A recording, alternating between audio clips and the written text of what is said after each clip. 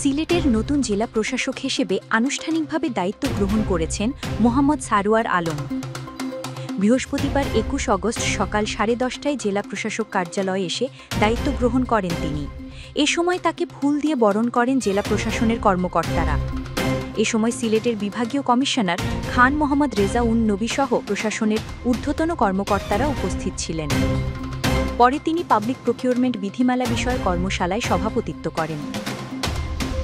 সাদা পাথর লুটের ঘটনায় গত সোমবার 18 অগস্ট সিলেটের জেলা প্রশাসক মোহাম্মদ শের মাহবুব মুরাদকে জনপ্রশাসন মন্ত্রণালয় বিশেষ ভারপ্রাপ্ত কর্মকর্তা ওএসডি করে সরিয়ে নেওয়া হয়।